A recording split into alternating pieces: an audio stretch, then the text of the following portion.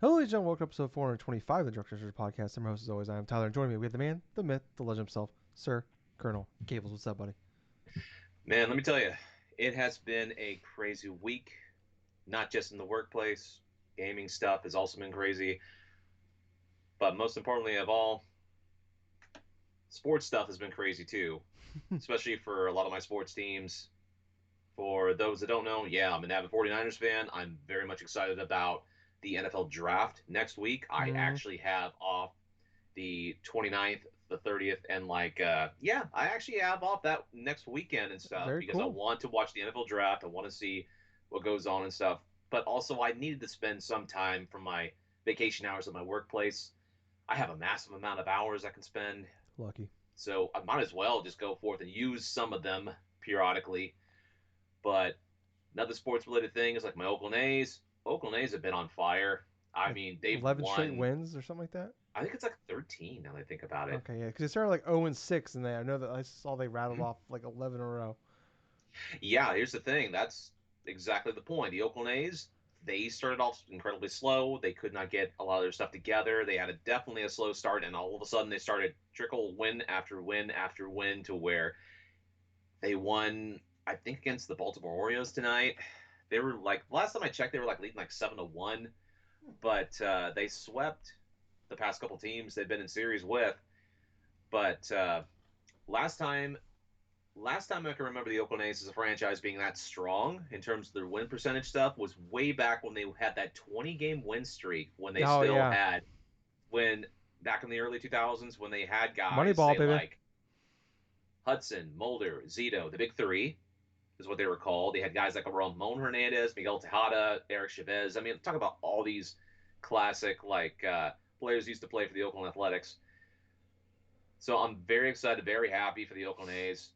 Definitely happy about Stephon Curry from Golden State Warriors and stuff. Big Bay Area sports fan, Yeah, he had a good stretch there obviously. for a while. Well, that's just the thing, man. It's like Warriors have been silent, obviously, because of the whole their team as a whole hasn't been good for the past couple of years, ever Yeah. since like losing the championship to the Raptors a few years Yeah, back. But they literally like broke apart.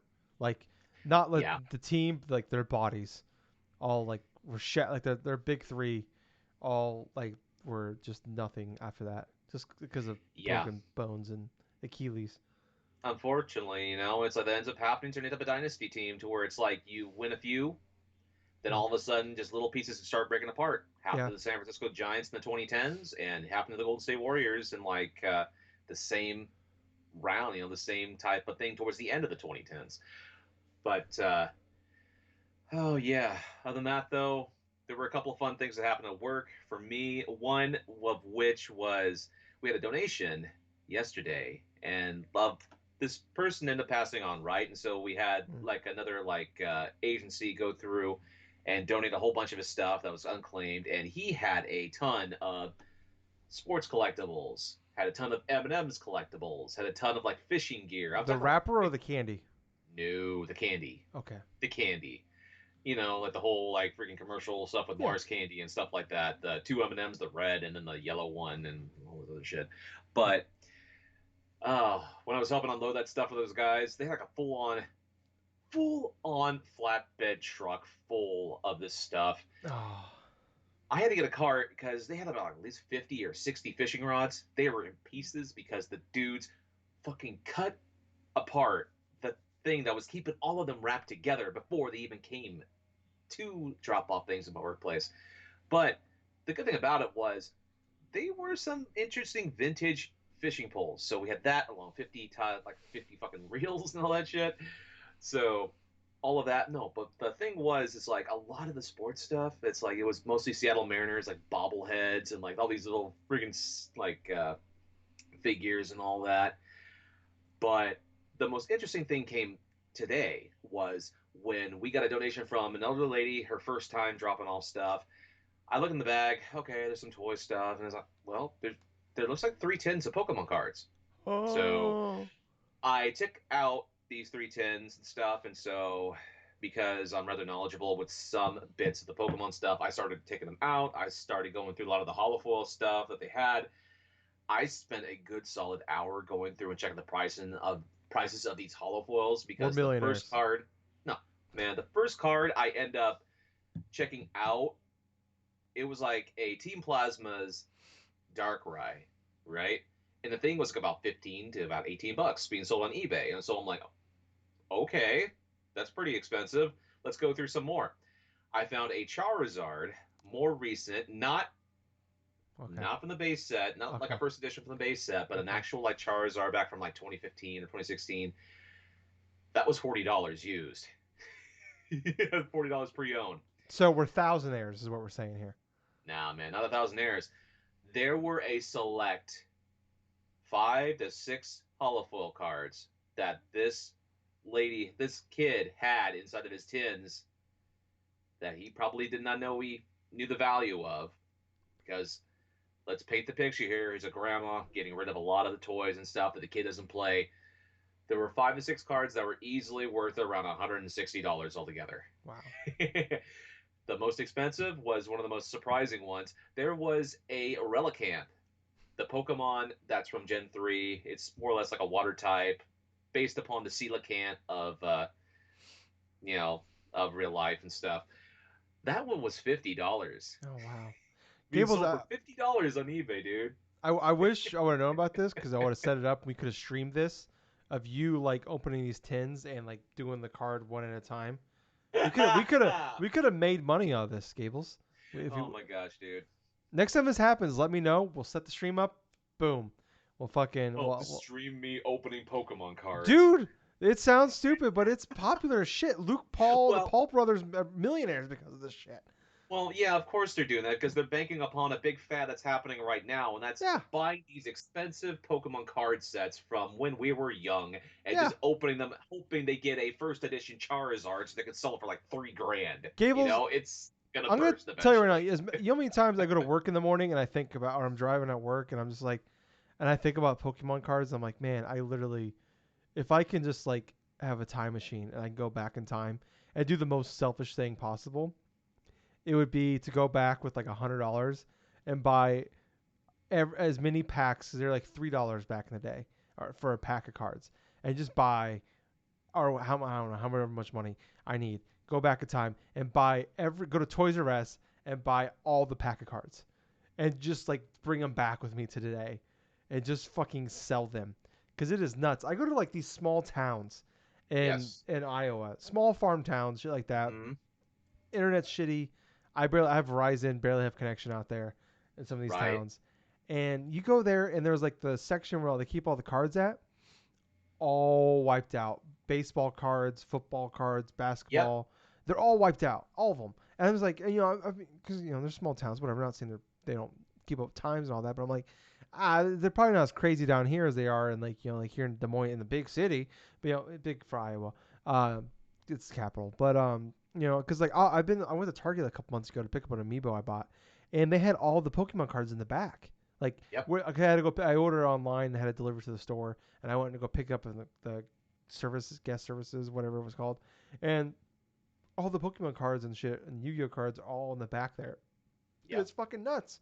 And I can't believe this. I think I'm like it's like I had a Charizard, the original Charizard card. I had one of those when I was like 8 years old.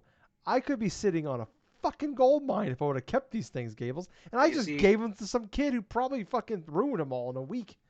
well, probably, but at the same time, look at it this way.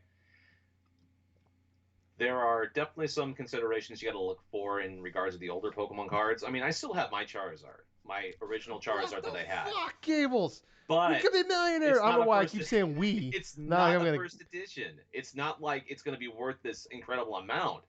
But like I was telling some of my coworkers at work, it's like it got me double thinking about checking my old collection, see what's going to go on with that, because I have my book of holofoils that I've had ever since I was a kid because I loved collecting the Pokemon cards. Mm-hmm.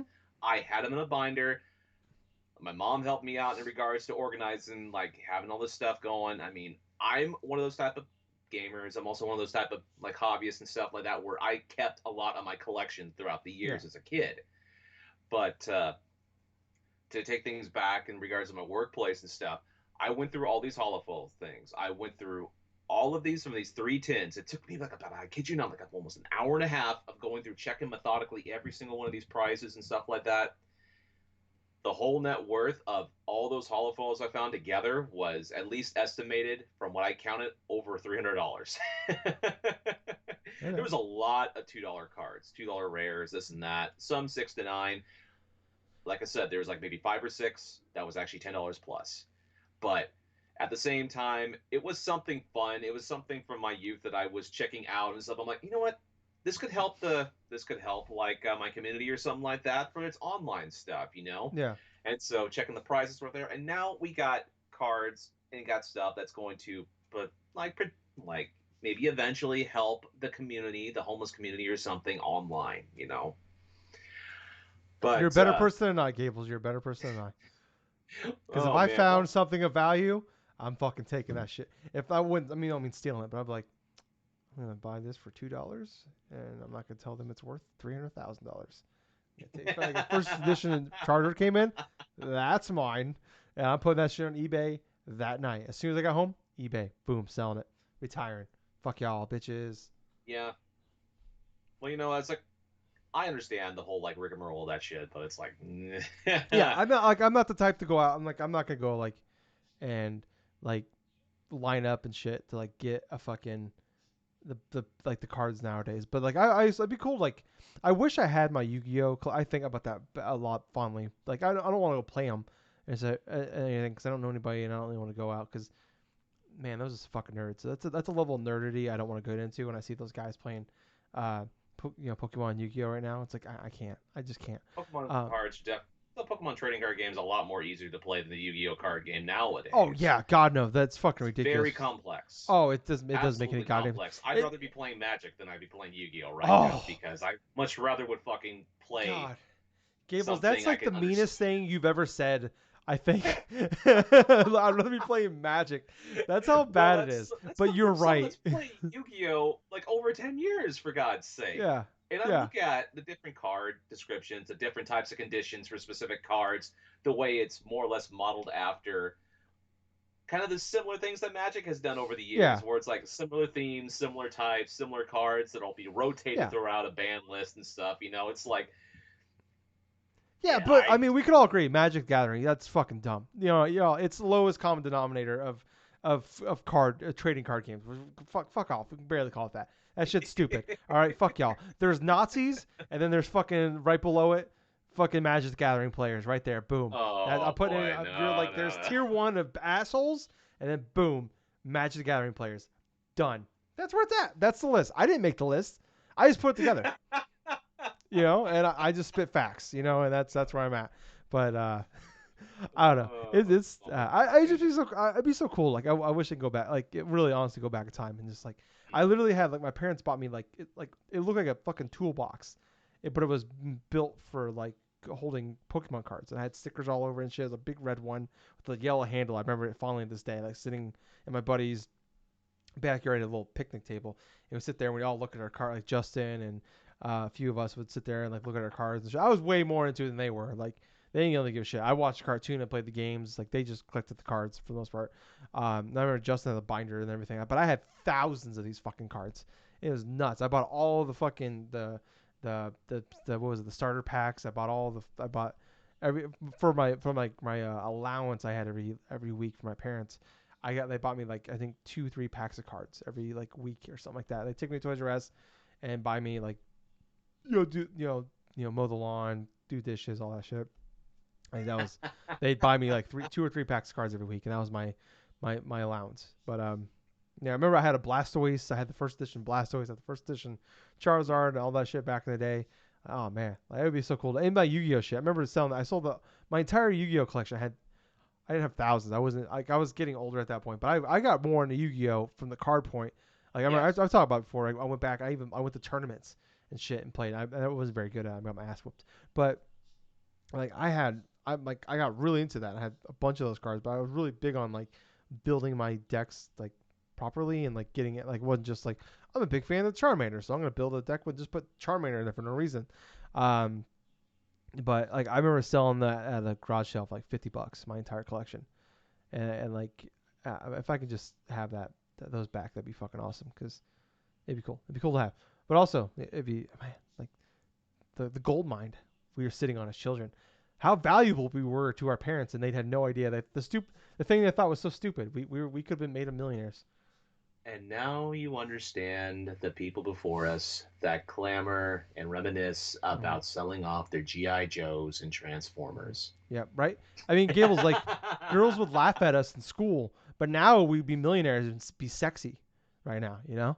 Actually, Yeah. from some of the girls I knew and stuff, they actually liked playing Pokemon cards and I everything know. else. But I don't know why. I'm just saying things. I don't know. But I never actually met any girls that played fucking Pokemon or anything like that.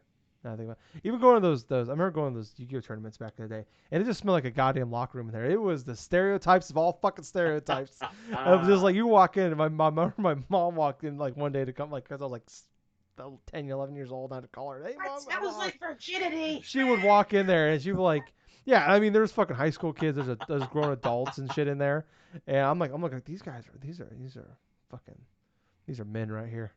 You know, you're 22 years old playing beating my ass, some 11-year-old kid at Yu-Gi-Oh. These are grown men right here. I hope to beat these guys one day. You smell Dude, that? That's not bo. That's success, Gables. That's success. But I don't know. I don't know what the fuck are we talking about. What's going on? It, oh my god. Well, anyway, how have you been, I'm Tyler? doing all right. I'm doing better now. It's like I'm a few beers deep. I'm enjoying now doing these more on Saturday, and Yeah, now that we're doing it, I think it's better for this me is. for my schedule. Go ahead.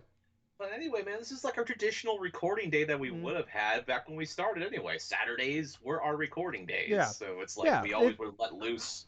yeah. And that's exactly what. Yeah, because like for the last last 4 or 5 months, but me changing jobs and all that, it's like we recorded Sunday night kind of late, but luckily I didn't start early enough that I was able to sleep in a little bit. But it was also, and then the last like month or so, my schedule changed, so I get up earlier. So it was like me winding down, trying to like not get too riled up because I gotta go to bed like as soon as we get done recording. But now it's just like now we do this on Saturdays. It's like fuck yeah, man, whatever. I'll drink 4, 5, 6, 7, 9, 10, 12, 13, 14 beers, and just have a good time. I'm enjoying the fuck out of this goddamn summer ale. It's been hitting the goddamn spot. Gables, I've been very tired today. I did a bunch of yard work. I had to go to my parents' house and help them Hmm. out with some shit. I was like, all I want to do is get home. All I want to do all day yesterday was get off work, watch Captain or Falcon the Winter Soldier, Invincible, the new Mortal Kombat, which I'll talk about here shortly, and then play fucking Outriders all goddamn weekend. That's all I wanted to. But no, I had to go fucking. Oh my god, I'm kidding. Oh, it's whatever. I don't care. They made me a steak, which is amazing. But I had to go out with my parents, shit like that. So I've been very tired. I'm just like, fuck, I'm exhausted. I just want to fucking play Outriders and go to fucking bed. Now I'm having a great fucking time. This is a great time. This is great. I love doing the show.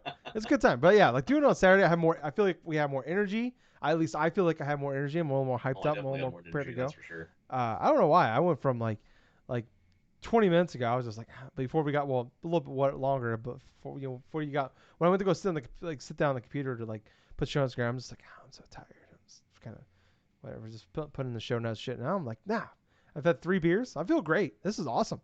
But I'm doing good. It's been a long week. You and I, we talked about last week. We both had we were getting our COVID shots on Sunday. So Hmm. last Sunday we got ours. I'm kind of curious. Like, so I got mine Sunday morning. You got yours as well on Sunday morning.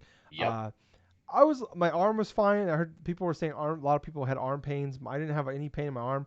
I got the sleepiness. I took like a good hour power nap, but I didn't have a lot of energy.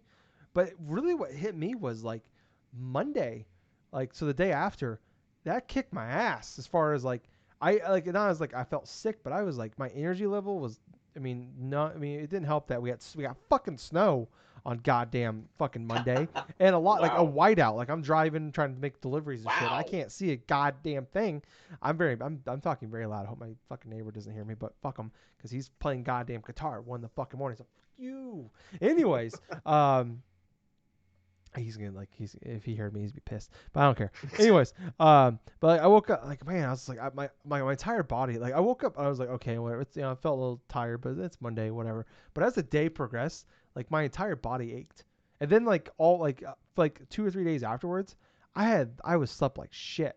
Like I was having like I don't know if it was maybe it's something different, but like I didn't change my diet. Like I don't have I found I can't have dairy a few hours before bedtime for me because I Oh. have what's called like it happens to a lot of people. Um, it's like called like they call them like dairy dreams, where it's like you like because like the way dairy is processed and digested, it kind of messes up your digestive system sometimes. So it can cause like if you like eat a bowl of cereal, have a glass of milk or ice cream or whatever, like it can fuck with you and give you like really like fucked up dreams and nightmares. And like I found that out like 4 or 5 years ago. Like I can't like I used to love having like a bowl of cereal like that was like my snack before bed. Like an hour before bed, I'd have a bowl of cereal or something like that for years. That was my thing. Peanut butter crunch, it was the shit. And now I just don't do this. But yeah, I was like I felt like I was having that for like 3 nights in a row.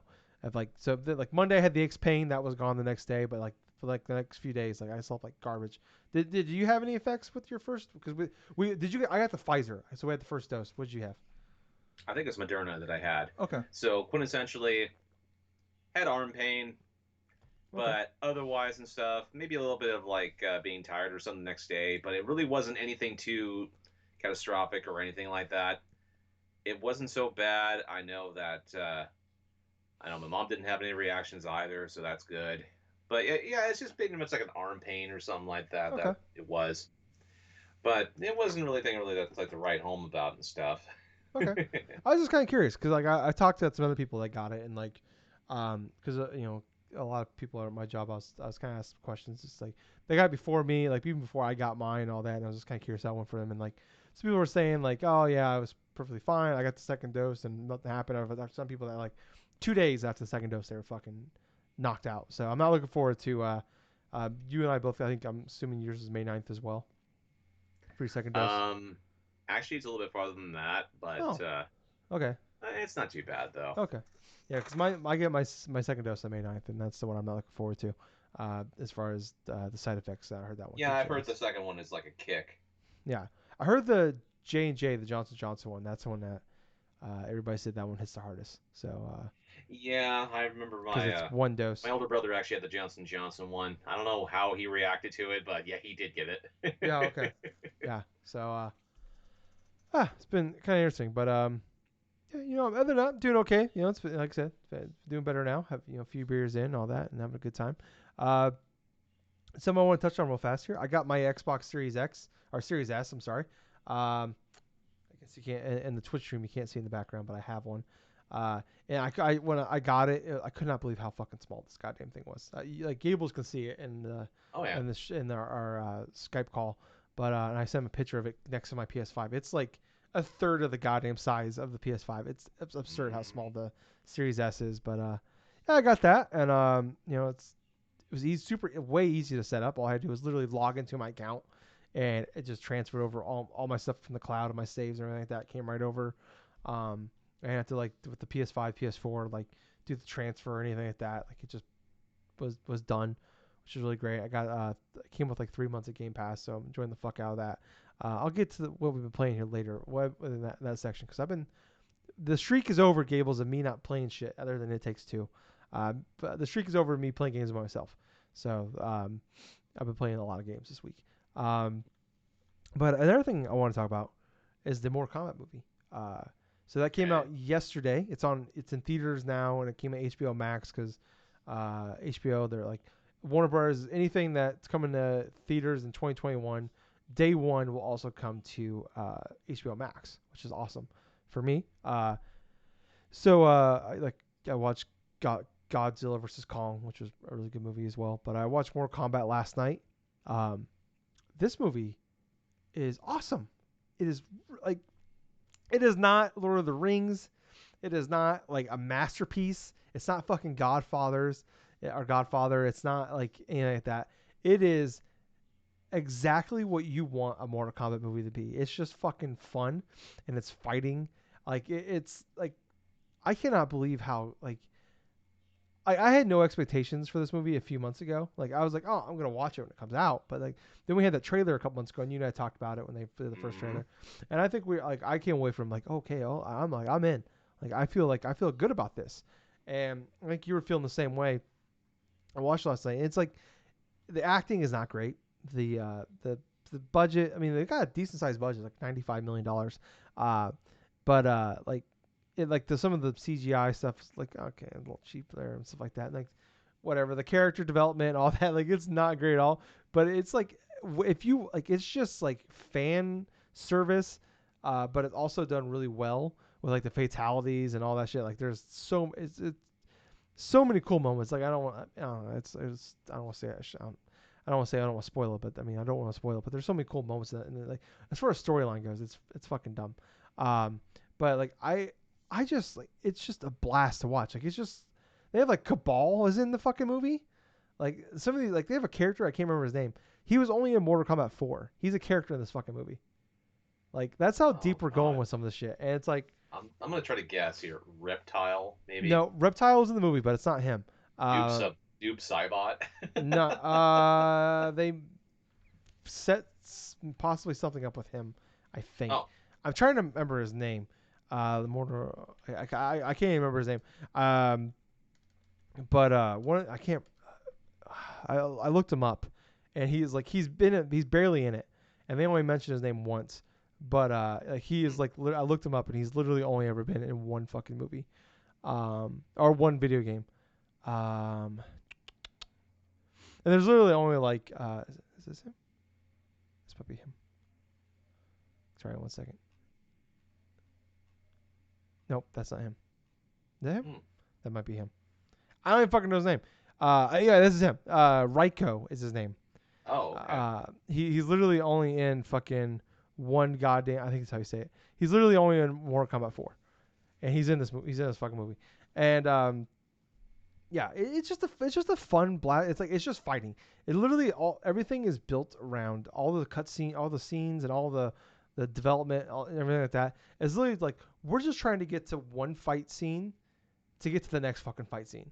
And the choreography and all that, like the acting isn't great, but it's all what's great about it is like the actors aren't great, but they can actually fight. So it's not like a lot Hmm. of movies like, oh, we're gonna have this big name actor, but we're gonna do a lot of cuts and shit because he's not actually doing his own stunts. He's not fighting. And it's like I watched I went and rewatched it recently, the original Mortal Kombat movies, and Mortal Kombat still a fun movie, but it's not great and it's dumb. And you could tell like I think Liu Kang's the only guy that actually like can fight in real life. He played the brother of Chris Farley in Beverly Hills Ninjas. But That's true. Mortal Kombat Annihilation is awful. Where like the fighting and the whole movie's terrible. But like there's so many fight scenes where like they like stick on the actor so long you can obviously tell he's the stunt double. Like it is awful. And this one it's like no, like these guys like they're not like they're never no one's gonna win awards in this fucking movie, as far as like acting goes. But like these guys you can tell like they're probably not doing all their own stunts obviously, but like these guys can actually like do some of the fighting and shit like that. It's like really really cool. I enjoy it a lot. It's kind of like I enjoy John Wick is great because it's literally a stunt double. A couple stunt doubles got together, wrote a movie, and directed a fucking movie about like we just want to do cool shit together. And it's like they have a bunch of guys and actors that can do their own stunts. Like John Wick, Keanu Reeves, literally is like he does like the FBI training and shit like that. Like the guy can literally do like does a lot of his own stunts, and that's why the movie works so well together. And also it's just a fucking they're really good, well told movies. But it's like kind of the same idea in this one. It's like story doesn't matter, the characters don't really matter. Well, the characters don't matter from like the standpoint of like as fan service. But it's like the everything. If you're not a fan of Mortal Kombat, like it's poorly told. It's not great.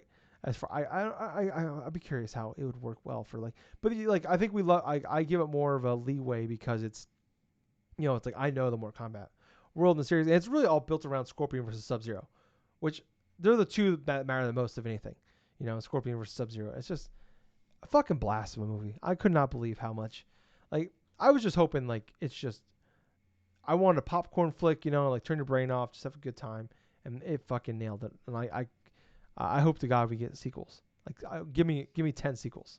That's all I can say. Because it was a fucking blast. It was 2 hours long, and it flew by. And like I remember, like one point I paused it to go to the bathroom, and I looked, and there was only like 40 minutes left. And I was like, oh man, that sucks. Like I don't like. I was actually bummed. Like normally, like I'll pause the movie. I'm like, oh fuck, I still got a whole hour left, and it's like Mortal Kombat, like the Annihilation, the second like that movie was like an hour and 25 minutes. And I remember I paused it at one point and I had like 40 minutes left. I'm like, oh, fuck me. And I don't even know why I watched it, but I had to watch it since I was a kid. And I wanted to see if it was, as a kid, I knew it was bad, but I wanted to see how bad it was. And I could not, it's bad. But yeah, that was awesome. I like if you have any interest at all in this is the easily the best video game movie out there. Like as far as like a good movie, a entertaining movie, and also like sticking to the um, the story of Mortal Kombat. There's one character that's not from Mortal Kombat they added to the movie, but the way everything works out, it's just a blast. It's a good time. It's a movie I'm gonna like. John Wick and those kind of fun dumb movies. Like I enjoy to watch. I'll go back and watch more than I'll rewatch like Lord of the Rings or something like that. And that's definitely gonna be one I go back to rewatch, probably sooner rather than later. But Gables, moving on here to we got some news here. Not a lot. It's kind of a slow news week for the most part. I wanted to touch on the one big thing this week though we had though. So a couple weeks ago, it was announced that PlayStation was shutting down the PS3, PSP, and Vita stores in the summertime. Jim Ryan put out a blog on the PlayStation blog, put out a new post here. I'm just going to read through it. It's not very long. So Jim Ryan came out and said, recently we notified players that PlayStation Store will be shutting down PS3 and Vita devices at the end of the summer. Upon further reflection, however, it's clear that we made the wrong decision here. So today I'm happy to say that we will be keeping the PlayStation Store operational for PS3 and Vita devices. PSP will shut down on July 2nd as planned. When we initially came to the decision to end the purchasing support for PS3 and Vita, it was born out of a number of factors, including commerce support challenges. I don't know why I struggled there for older devices and the ability for us to focus more resources on newer devices where the majority of our gamers are playing on. We see now that many of you are incredibly passionate about being able to continue purchasing classic games on PS3 and PS Vita for a foreseeable future. So I'm glad that we are able to find a solution to continue operations. I'm glad that we can keep this piece of history alive for gamers to enjoy while we continue to create cutting-edge new game worlds for PS4, PS5, and next generation VR. Thank you for sharing your feedback with us. We're always listening and appreciate the support from our PlayStation community. So Gables, I've been on record when this news first came out, wasn't too upset about it. I think like as far as because I'm not to go back. Old games are old kind of guy for me for the most part. Um, but I mean, you're the guy that was kind of like you and a lot of other people were like kind of like more upset about it and kind of like preaching like why this is important to you about closing these down, like what we're going to lose here. So I'm kind of interested in your thoughts when this news came out. All right, I felt it was more or less like a one step forward and two steps back. Now, the reason why I feel that way is because, yes, they went on record and saying, yes, they have looked at it and they're going to address a lot of these issues. So they took a good step in the right direction where it's like, okay, we're going to prolong the storefront closures of both the PS3 and the Vita. The PSP store is still right on schedule to be closed inside of July, but at the same time, that's old enough to where I feel like not a lot of people are going to really too much Yeah. mind in Well, regards to the and PSP. sorry to cut you off here. Like, didn't they like 2016? They neutered the PSP store a Yes, long they time did. ago. There was So already something that was there was already some that I think that was either shut down or whatsoever. yeah, So it's really crazy to me that the storefront for the PSP, I think they cut off the aspect of purchasing games in the PSP. okay. I But know you can't. I know like years ago they like at least 2016 they stopped so you can't make games for PSP anymore. okay, maybe that was me just misinterpreting something. But the storefront for the PSP is going to be closing around the same time that the planned PS3 was going to be closed down for the storefront. But in regards to the whole one step forward, two steps back and stuff, they didn't initially address what was going to be going on in terms of the battery stuff for the PS3, for the PS4, for the PS5. There are rumors and other types of things where they are looking into the potential issues. I Yeah. was definitely watching a couple of videos this afternoon, checking out to see what were the kind of the update, and apparently Sony is looking into maybe providing a future update. It hasn't been clarified how they're going to be addressing the CMOS issue, the C bomb, as people are calling it. But at the same time, it could be something that Sony issues to where they could disable the aspect of connecting via like the clock or registering at the clock or something in order to, you know, Maybe disable some of that function so that way people can go through and play physical and digital content, say on their PS4, even if that battery it was like dead and the storefront's not available in order to register through that. There's a couple different ways they could approach this, but at the same time, I kind of felt like that it's just a couple steps back because it wasn't initially dealing with the issue that a lot of the gamers, including myself, have had, where the longevity of the purchases that I make through a storefront, either physically or digitally, is not going to be there in case I want to go back and play those games that I initially had sent off and purchased with my hard earned cash. Steam has a foray that I do like to where even if their storefront is going to be closed and stuff, you still have the option to go and download those games years down the line. I mean, I like the way Valve has done that approach with their games. Granted, they have that sort of DRM stuff where you have to be online in order to play their games on their service. You could go to places like say Good Old Games and stuff to download things directly, or other types of sites to do these like type of downloads. But the fact remains, it's like when a gamer goes through and they want to purchase a game online, sure they're purchasing like licenses and stuff, but we're under the impression and the expectations, especially if you no matter what digital storefront that we buy it from, either it being a PlayStation platform, an Xbox platform, or a Nintendo platform, we want to have these games available on our accounts up until we are fucking sick and tired of playing them. Yeah, but I mean, are we looking at like, because like the Wii shut down, like that's a currency and that's a whole Yes. that, and you can't even download those games anymore if that's correct. No, you can't even download or buy any games off the Wii storefront.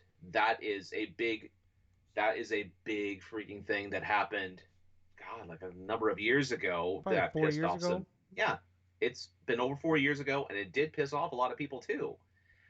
But it sucked then. It definitely will suck down the line when they close that Wii U storefront 3DS as well. and 3DS. Yes, of course. I mean, I'm gonna have to deal with that too because I have a brother who's autistic that has loves playing games on his 3DS, loves doing things on the 3DS, wants to spend money, you know, Yeah, on to buy games that he sees through YouTube or whatsoever. But like I said before, and like what I'm going to be saying now, it's like no matter where you buy your digital games, there's an expectation to where we have to have not only like know how in advance of like how far in order for us to actually go through and prepare without causing a mass panic, which Sony did when they initially announced these storefront things, giving us maybe a couple months. But it's just the preservation of game stuff, very important, like I stated upon like the last week. I do like, and I'm just going to reiterate, I do like the decision that they made to extend the longevity at this time.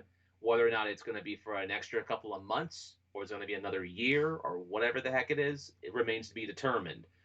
But they still have to tackle the initial issue that gamers have, and that's with the CMOS issue. mm. PS3, PS4, and PS5. Yep, the PS5 does have certain issues with the CMOS, but that's only for like digital purchases. That's a big thing though, in order to play online physical games and stuff if you have to have it connected via online. Physical discs you can still play. That even includes like the PS3. That's the same sort of similar issues to where if that CMOS battery is dead in that console, you can still play your physical discs, but you cannot access playing your digital content because it's tied into the clock, the internal clock that you connect online with that system. Whereas the PS4, there's something in regards to checking for trophies that Yeah, prevents that from playing your digital games and your physical games even long after the store servers are shut down, even after the CMOS battery is done. PS5, they're still trying to work out a lot of the things, but it looks like you can still play physical discs.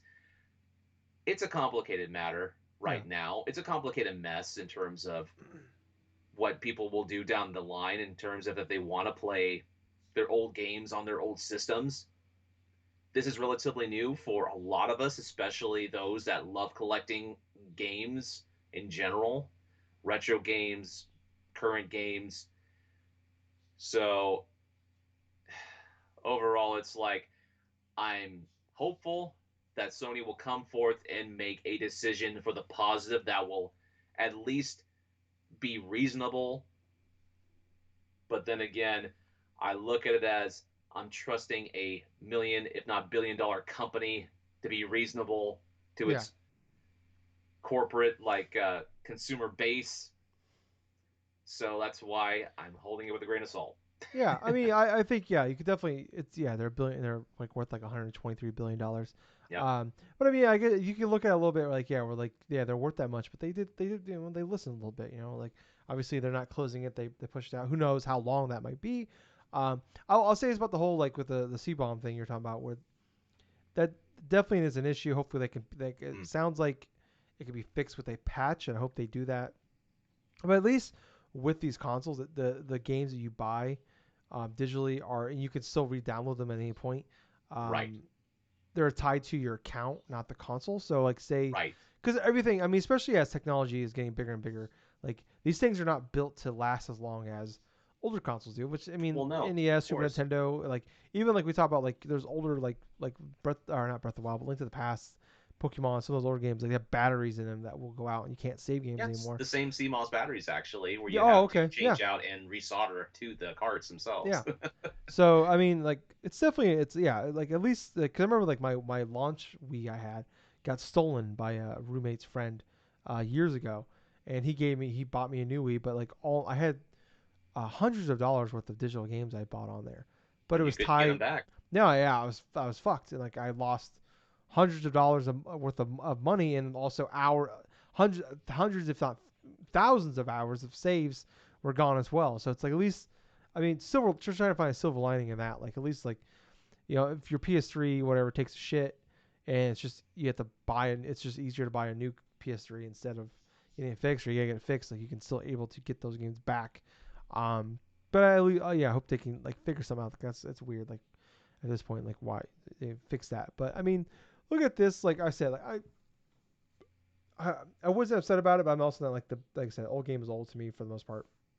Uh, obviously, there are certain games I would love to go back to at any point. But it also kind of tells me though, kind of looking at it from a glass half empty kind of standpoint, is like there's probably like because a lot of people are like, oh, maybe they have something in the pipeline to do with something like Xbox is doing with their 360 games, the Xbox original games. But like this tells me there is not anything in the Mm, pipeline because like if they're just leave because like I feel like if they were to because like people talk about like if you have a plan to bring these games or and like you have a workaround or something to like mm-hmm. bring these to the PS5, PS4, whatever, um, you should have mentioned this when you announced you were shutting it down, which I agree. And I think they if they had that, they would have said something, even if like they had even if it wasn't like it's a year away, at least like they could have said it.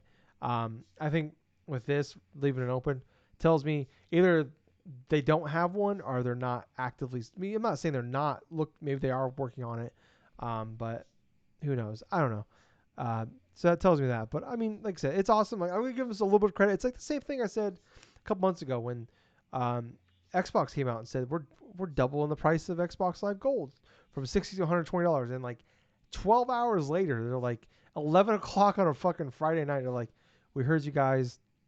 We're changing it. We're going back. We realized we were wrong, and it's like Mm. I'm not gonna give you a lot. I'm gonna give you some credit, a little bit of credit, but I'm not gonna like fucking. Oh, this is how awesome this is. Like yeah, you guys fucked up. PlayStation, Xbox, you guys fucked up. Yep. But I'm gonna give you a little bit of credit for fucking doing the right thing here by by your customers, consumers.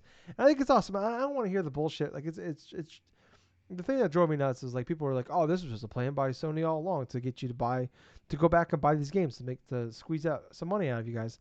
No, it fucking ain't. Like I just said, this company is worth hundreds of like over 120 some odd $1 billion. You think they give a shit? I mean, how many people went back in the last 2 weeks and went out and bought digital games? How much money they probably make? A couple 100,000? That ain't shit to them. And that's what's kind of a little bit more interesting in regards about this, to where the reason why I'm not so easily going to go forth and forgive Sony for this is because one, they caused this panic mass buying to begin with, because all it does benefit is Sony in the long run, right? And yeah, now so the PS3 and the Vita stores are going to be closing in a specific amount of date. What did people do? Many people, including myself, went through, bought the fair amount of games digitally through their storefront. So it was definitely a successful type of thing because Sony profited quite a bit off of these legacy consoles that haven't had that much interest and surge in years, except for the Vita, obviously, because the Vita is the Vita, and people love playing games on their Vita, Mm. myself included. But and then go forth and like announce that, oh, hey, we fucked up. We're gonna go forth and extend them a bit longer. So Yeah, in that but regards, yeah, my thing with that, like I said, like the amount of like money they probably profited off this, dropping a bucket to them, you know, like I said, they're worth 100 some odd billion dollars. The amount of money they probably made off this, very minimal. But also I mean, not to be rude to anybody, but like we had until August, like mid August, to buy these games. There was no need to go out and buy them now. Because very easily, because like my thing was when they announced the time, like it'd be really cool. Like in July, they just like, hey, everything's 90% off, clearance right, sale. So right, like, Tyler. I understand that in that regards too. But the reason why people were going through and buying them initially, it wasn't necessarily because of the fact that they could buy it now. It's the fact that there were certain games that were getting their patches taken away too. In that regards, like old classic games that yeah, they had well, initially and stuff. I mean, not to go up there, but like, I heard about that too. Like Resident Evil Revelations and a few other games, like patches were leaving. But Hmm. what's interesting is like, so no one can prove those patches have been taken away since this announcement. That's a So fair point. a lot of people were saying it's like, okay, well, like people are noticing them now, but did these Oh yeah, patches get taken away in the last 2 weeks, or have these patches been taken away months ago and just nobody noticed? Like that's something I heard about that too. Was like these patches are going, and that's I can understand that. Like you hear that news and you're like, oh shit, you get a little bit of panic sets in because like I mean maybe that's a lack of communication from maybe like a Capcom or the partners, not so much PlayStation and Sony, absolutely. but like like you hear about like say a Capcom game, oh now it's just 1.0, like maybe that's something like, hey, yeah, we pulled this, or no, we did this in 2019, but like no one noticed because it's a 6-year-old game on a 2 generation console. Um, yeah, so I don't know. I mean, I think obviously I think leaving it open is the better move than the latter. It's like, hey, Yes. it's like, and also my thing with the whole like buying games now is like also like these games have been available for some of these games have been available for 5, 6, 10, 15 years. Hmm. So it's like we've had many opportunities to buy these games and probably been cheaper at several points before now.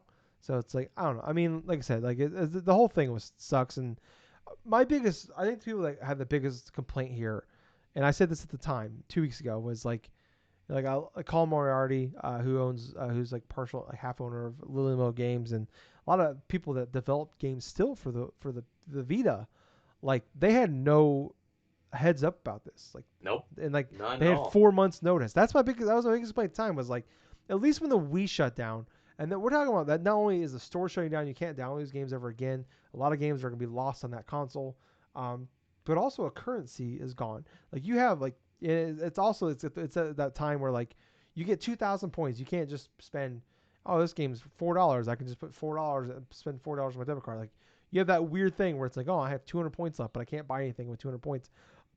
So you're losing that currency. You're losing the ability to re-download or buy these games. At least with the Vita and the PS3, like you can take that currency. If you bought $50 PlayStation Network dollars, you can take it over across generations, across consoles. Um, so I don't know. It's just, yeah. Like I said, my biggest thing was like they fucked over the hardest of the hardcore of your developers.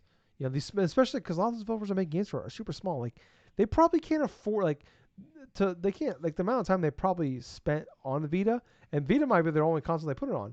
Like they might not be able to recover from that. Like they're small. They might sell 5, 10,000 copies of their game on there. That just gives them enough money to make the next one for Vita, Right. and then you just fuck them. And like, and something that's interesting as well is like they haven't said anything about like because like, I think the cutoff to put a game in for the process of being put on the Vita, like the cutoff is like mid-July, I think, and Yep. then it gets shut off in like late August. So like they haven't, nobody knows. Like I guess Colin was he said on Twitter was that um like when he reached out to his guy he talks to, like he's bought a dev kit back in fucking in the beginning of March, uh for a PS Vita dev kit, And he said that like, yeah, I reached out to my guy, my person I talked to for, for PR and all that, blah blah, to put these games on Vita. And he asked him, hey, like, are you guys? Does that mean you're extending out the deadline for like when Vita games can come out? And the guy still says like, we don't know. We don't know. Like, so these people don't know, and I'm like, I wonder if PlayStation knows yet. Like, who knows? Like, and hopefully that's my biggest thing. Like I was saying, like with the Wii, well, at least when I shut that down, there was like a year. We had like Yep. a year to like shut that, like before they shut it down. Like we're talking 4 months, 3 months if you're making a game to like, hey, I get that shut down in 3 months. Sorry for no heads up. Sorry if you wasted a year or two developing a game for it. So yeah. Like I said, I'm curious how much more time we bought, and this it makes me a little more excited about like maybe like this kind of shows like Jim Ryan even said like like who wants to play Gran Turismo 2, which, to be fair, who the fuck wants to play Gran Turismo 2? But also, like, the kind of, like, that old games and old thing, like, that's fine for me to have that. But I think for a CEO of a PlayStation to say that, when you're a company that's, PlayStation's been around for over 25 years, almost 30 years now, and there's a lot of fans that love a lot of those older games, game preservation. Like, I think they're realizing how important it is. I mean, it gives them a kick in the rear end to, like, get shit in motion to find a way or something to bring those games along to the future.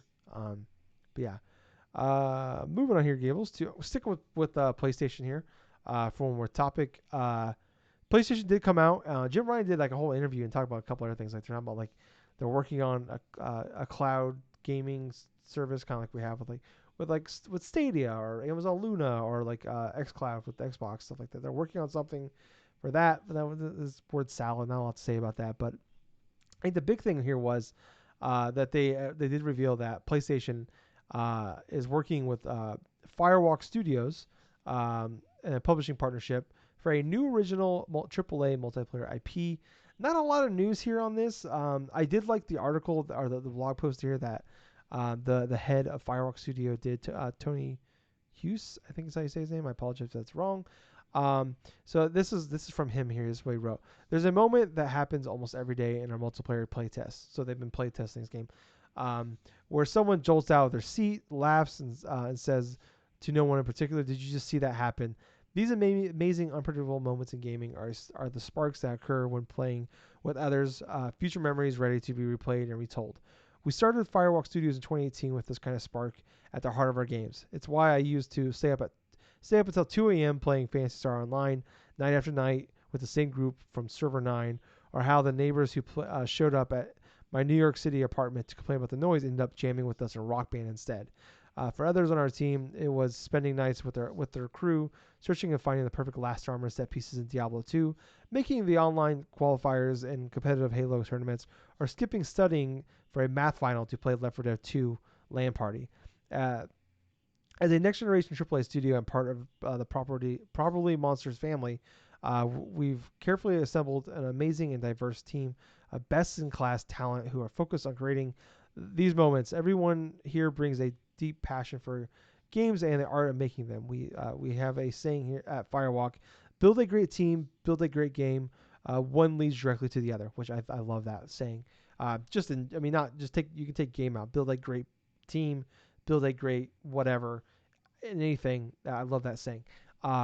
The Probably Monsters world class operations teams and infrastructure has allowed us to focus on doing both better, fostering sustainable development culture where people come first and delivering great games. Our collective leadership team is no stranger to building memorable multiplayer experiences. Ryan Ellis, our game director, was the creative director on Destiny. Elena Sigmund, our executive producer, was our producer on Katera 2 and Bioshock Infinite and multiple Destiny releases. Our deeply talented team has helped bring to life franchises like Mass Effect and Apex Legends, combined with my own experience and thousands of hours played on Call of Duty and Destiny.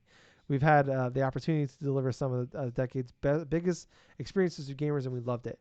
Today, we're thrilled to announce a partnership with Sony Interactive Entertainment for our new original multiplayer game for our team, the opportunity to create new worlds and inspire more amazing moments for players around the world is a fire and ambition that keeps us going. The PlayStation team has a deep love and respect for the medium of games and some of the best expertise and capabilities in the world to help make big ambitions a reality. We're already hard at work on development and have been having a ton of fun playing our game as a team. In fact, while we continued to grow our team during the challenging last year, it was our daily online playtest that provided the most consistent point of joy and connection for our crew. The fun and laughter of playing together brought us closer, even if we were physically apart. Our goal is to be able to deliver that same joy to gamers, and we can't wait to share what we've been working on when the time is right. We're very fortunate to love what we do, making games. That's sorry. There's more game making in front of us, but in the meantime, we'll keep playing the incredible games this industry creates and generating a few more sparks of our own. See you out there. So, like I said, that is from Tony Hughes, I believe is how you say his name. Studio head at Firewalk Studios. They're a team that put together in 2018. They're owned by probably Monsters, and they're partnering, like I said, with PlayStation to make the next AAA multiplayer IP for brand new IP. It sounds like for PlayStation for PS5. Like I said, it's got Destiny, Call of Duty, uh, Apex Legends, not Left Dead. I'm missing one in here. Oh, I already lost it. But anyways, so a lot of big developers that have been working on first-person shooter online games for quite a while. I just want to say, like I said, I love that fucking blog post. That's awesome. It's always awesome when you hear like you see the fan. Like it's like Joseph Fares from It Takes Two. Like Yeah. when you hear him talk, it's like you could tell this guy like he loves video games. He loves what he's doing. He's very passionate about what he's doing, and it's awesome to hear that week that It Takes Two has now officially sold over 1 million copies, which is awesome. Hmm. But anyways, going back to this, um, we don't know anything about this. There's no screenshots. There's no idea of what this game's gonna be, other than it's gonna be a multiplayer game. But I mean, Gills, what's your takeaway from this blog post and this news?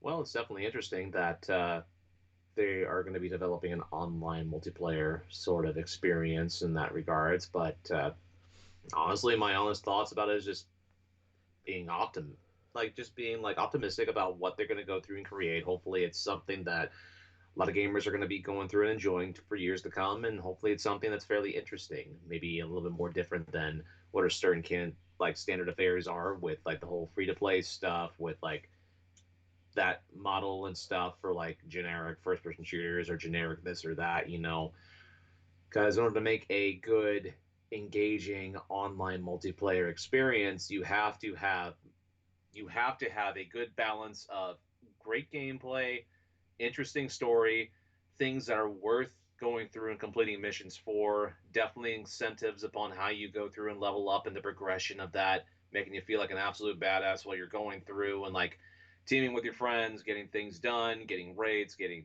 missions, getting loot, just getting a whole bunch of random stuff done that feels worthwhile and not just a waste of time. And Mm. like I said before, just cautiously optimistic about it. Yeah, I mean it's interesting too. I mean I think this is also like I said the cloud gaming stuff that Jim Ryan did a whole interview and this and then with the stuff with the Vita, the PS3. Like it seems like it's a whole kind of get right. And this is something we talked about. Yeah, Like people keep talking about Eric and Sony's coming back. The PS3 Sony's coming early PS3 days. Sony's coming back. My PlayStation's coming back. And my argument the whole time has been like it's more so that Xbox is coming out with awesome news after awesome news, and PlayStation just isn't saying anything. It's like yep, because people like hear like we talk about arrogant Nintendo, arrogant Xbox, arrogant PlayStation. The problem was the messaging they were giving out was bad. And my whole argument with PlayStation was they're just not saying anything, while the other people, Nintendo and Xbox, are doing awesome thing after awesome thing. I mean, Nintendo's really just not really doing an awesome after awesome. There's just their games keep fucking selling like crazy, and Xbox keeps announcing awesome fucking shit. Um, so I think this is kind of a get right week for them. And I hope this, we talk about Jim Ryan and like it's been kind of an interesting couple of years with him, and hopefully this is kind of like a kick in the ass that he needs to kind of like understand like you can't run video games like a business. There's more to running it like a business than like even like we see like the EA got kicking the ass a few years ago like with yeah, Battlefront or Battlefront 2 and shit like that. Like okay, we can't keep doing the things the way we're doing it. I mean, not to say they have 100% changed, but they're better than what they were. But anyways, like I'm incredibly excited for this. I'm kind of curious. Like it's interesting because like there was a time there in the PS3 era where like Sony was taking some weird chances, PlayStation was taking some weird chances. Where like we had like Starhawk, Mag, fucking all these weird Fat Princess, like all these weird like exclusive like in-house built. Experimental games that Yeah, they had. and they didn't really hit, and they kind of came and went like a mag especially. I heard Starhawk was pretty good at the time. I never got a chance to play it, but I was like, there's that stretch there where like they were like SOCOM, but SOCOM was killed. Fun fact: 10 years ago this week, Gables was the PlayStation Network going down. Was the hack. And I was Interesting. I didn't I forgot about this, but like that was the week Portal 2 came out, which they did that big crossplay thing with Yep. Steam, and then also 4 days before that it got shut down for 2 months, SOCOM came out, which basically killed SOCOM the franchise. Uh, Yep. so it's kind of fascinating like that. Like there's a whole like genre of multiplayer games that are just that PS3 exclusive that are just dead. Um, so yeah. I don't know. Like I said, it's kind of a get. Like it feels like it's kind of a get right week. Like we don't have a lot to give you right now. Hopefully, we hear some shit here soon because Horizon and God of War are supposed to be 2021 games.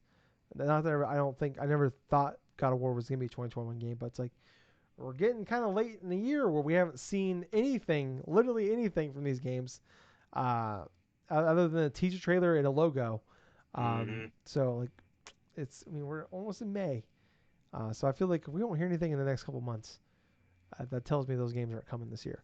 Um, So I mean, I don't know. Maybe we'll get some shit here soon. But yeah, this week is like okay. We've been getting our ass kicked. Xbox has been kicking our ass, and then we just put our own foot in our mouth with the Vita and PS3 shutdown thing. So we need to do some turnarounds this week. Moving on here though, moving on over to Xbox. Free to play games are now free to play on Xbox, Gables, Yeah. which is pretty Finally. cool. Yeah. So I thought it was kind of an interesting thing where uh, so these games have always been behind the Xbox Live Gold paywall, basically, of playing free to play, which was a big deal for a long time. Like I remember, like Netflix and Hulu and all that shit was like you had a goal to even stream those platforms back then. And like I think when Xbox One launched, they got rid of that paywall, but they never took down the free to play shit.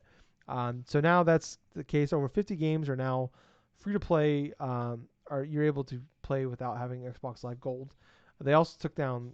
You don't have to have for free to play games. A few weeks ago they took it down. Where like uh, you can play free to play games with party chat now. You don't have to have Xbox Live Gold. There's party chat and like Fortnite or Right. Apex, which is cool. What I thought was kind of interesting though. Like originally the plan was to do this with Halo Infinite. Um, Hmm. the day that Halo Infinite went out was the day they were going to take down that paywall. But because of the backlash we talked about earlier with Xbox Live Gold going from 160 to 120, like this was like part of their like okay we're gonna not do that, but also to like make good like we're also gonna take this thing down, which is but it's like kind of the same thing I said earlier. I'm gonna give you a little bit of credit that the fact that like you're doing this, but PlayStation never did this. I don't even Nintendo doesn't even do this with Fortnite. Oh. I don't know about other things like Pac-Man 99 and all that. You have to have Switch Online for, but Right. like something like Fortnite and all that, like bigger games, they don't have that. Apex isn't going to have that. So I'm going to give you a little bit of credit for doing something in 2021 that people haven't done ever before. But yeah, I don't know. It's kind of, I mean, it's kind of cool that like spinning this to a positive. Like, hey, like we fucked up. We're also going to do this thing, or we're going to release it 6 months earlier than we planned on. I don't know. I don't really have too much to add on there, Gables. What about you? Yeah. Pretty much in the same boat. Honestly. I mean.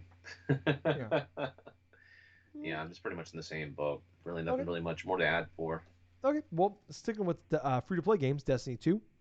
This one's more for you, Gables. I heard about this Yes. the transmog stuff that was going on with like you can like upgrade your gear to like so you can keep from what I understand you can like upgrade it more and keep using it further and further. But they did like a wall where you can only do like 20 like 4 sets or 20 pieces of gear. Is there only allowed to? Then you got to pay $10 for like 5 pieces after that. And then there's also Right. regarding game stuff. So I'm kind of curious what your thoughts on that were.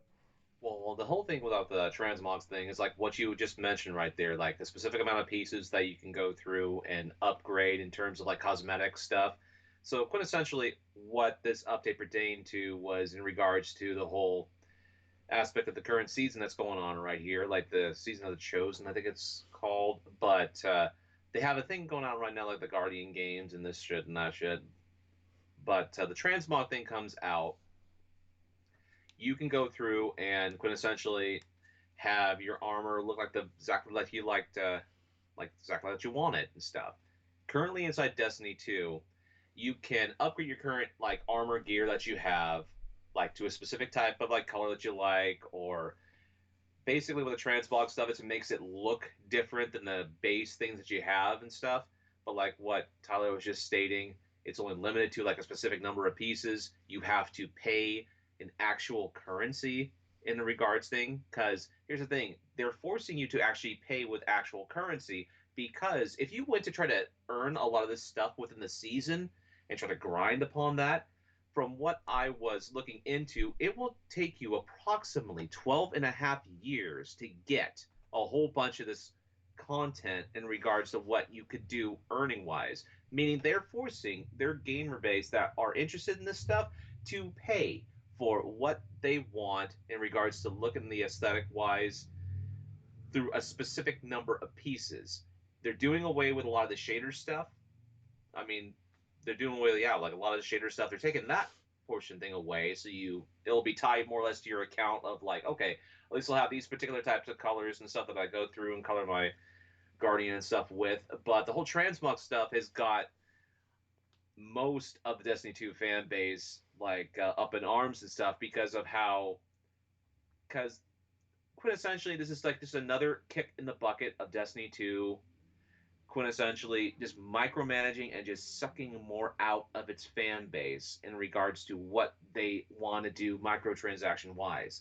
As a matter of fact, it feels like currently at this moment in time, even when they distance themselves from Activision for a bit times, they have definitely definitely inherited a lot of the predatory microtransaction stuff, not just with like their Eververse stuff, but also even with the latest thing with the transmog stuff to where it's like every nickel and dime thing sucking out of like the consumer base and stuff, has led to a lot of frustration from current players, but it's also kind of like burned a lot of goodwill that they've had currently with this season. Because from the currently this season, you get to earn a lot of fun stuff, like a lot of fun armor and stuff. But Well, the that's what essentially what I've been going through it with. sounds like so. I was kind of like because a few people on Twitter that I follow like were talking about this, and it sounds like a big issue on top of that too is like this wouldn't be such a big deal right now, but it's also like they always do the big update, the new DLC thing every like September they would do it like kind of the anniversary of the Right. game coming out. Um, that stuff's been delayed to like early like now they're gonna do early the Next year. early yeah, so now it's all early 2022. Basically, it's always gonna be the beginning of the year instead. Yep. So it's like you have that going on. There's just not a lot going on right now in Destiny, so it's like on top of like just not a lot of new shit, then this happens. So it's just kind of a compiling of issues right now. Yeah, so quintessentially before like their next initial like expansion or whatsoever they're planning for the next year, they're having separate. Here's their microtransaction thing in general right here. You have the Eververse where you can buy like ornaments, you can buy different types of like looks for your guardians and Yeah, everything else that you can require actual actual money through buying their currents like their currency and stuff, or you could use a lot of the bright dust that they have the in-game currency in order to purchase. But on top of that, you also have these quintessential like season sort of things, like season packs or something, where you have these missions and everything else that are tied by when you pay $10 or something like that for in order to access this, and it's only good like for about $60. And it wasn't until yeah, no, it's about $10 actually to invest inside the season. But it only was until this past season that we're currently on where they finally went through and didn't like soft reset some of the progress that you've made through some weapons or some pieces of armor that you've had from like seasons previous. And on top of that, it's like more quality of life stuff that they finally went through and did now, as opposed to make it feel like less of a grind and more open to newer players, especially if you want to try to get a lot of the content inside of these supposed like say season packs or whatsoever, like say for season 13 and stuff. It's much more easier for in the average gamer that's not going to spend like 50 hours a week playing Destiny 2, you can easily go inside of the game currently right now, basically blaze through a lot of the stuff through like their daily missions, their week. There's certain weeklies and stuff, but it's mostly kind of mundane stuff like okay, finish a match in Crucible or insert a couple of different types of motes or some in Gambit matches, or hey, get so many kills with this particular type of weapon, or use this type of ability weapon. It's like mundane stuff like that where you can earn and build upon, like earning actual good gear, actual good like exotic stuff. Granted, going into the season, you can earn stuff without having to pay, but they lock in like other games that are on the current market right now. They lock it behind a paywall where you can't get the really good stuff unless you pay $10 to them. And like I was stating before, the past couple of seasons, like season 10, 11, and 12, you could not get a lot of that good stuff without spending hours inside of their initial thing or decent gear. This season, they finally went and reworked it, and now I feel like I'm like close to around like rank 70 something, I want to say, out of like the whole 100. There are some that are way over that, but it felt like with this season, it was more or less a step in the right direction. But now with the whole transmog stuff and the whole other aspects of what they have been going through micromanaging stuff, it's kind of made me sort of angry in that regards because you know what? I know what I'm going to be playing. I know what I like to play. I mean, I didn't really double think about spending $10 or something like that through a couple different seasons just in order to play certain games and get certain weapons because I have a group of friends that I play it with. But at the same time, it's just another freaking money pit or something I'm never even gonna freaking touch now because I don't want to collect these materials to get these transmogs because I'm gonna have to only do specific things like specific pieces of armor in order to do this. It's like incredibly niche stuff, so it doesn't really make me want to feel like play to grind to get that type of stuff at all. Hmm. Okay. Yeah, I just thought it was all. When I didn't know anything about this, and I was just like, I started seeing like um, the not so much outrage, but the people like kind of talking about it on Twitter because I pay attention because I do enjoy Destiny. Like when I jump in and Yeah, play it every so often, so I always find it fascinating that community and kind of the thoughts on it overall. So yeah, well, that's cool, Gables. I hope they get that fixed. I hope so too. Because that just when does that's officially started now, right? I believe it started officially started with this coming. Is it Friday? I think it was Friday or something with the whole Okay. Guardian game introduction stuff. Okay. Yeah. So, all right. Cool. Hopefully they get. Yeah. I know, like you talk about, like there's that loop of like people finding ways to like with the currency and getting the extra shards and stuff. Well, They predominantly they what fixed ended up, that. yeah, with predominantly what has happened in that regards, there was another thing that happened with Destiny 2 this past week, which it wasn't really covered by a lot of the mainstream gaming media since they're off doing their own thing, but more so YouTubers ended up discovering there was a glitch that happened in regards to the whole like Guardian game stuff that happened this past Friday. So here I am at work. I get a text from my friend. It's like, hey, they decided to. There's like a little glitch and stuff to where if you buy a specific type of like accessory thing for your Guardian or something, you can mass buy it and you can dismantle it and get all these resource pieces. So I was interested in that because I saw his legendary shard stuff just balloon into like around, and he spent a good. My friend spent a good solid like 6 hours off and on that day grinding, getting so much like these legendary shards. So quintessentially, what ended up happening here is when you first go into the Guardian games, you go to Zavala in order to get like a specific thing, like an item. Then you go over to like the lady in general that people like to call the space grandma in order to get like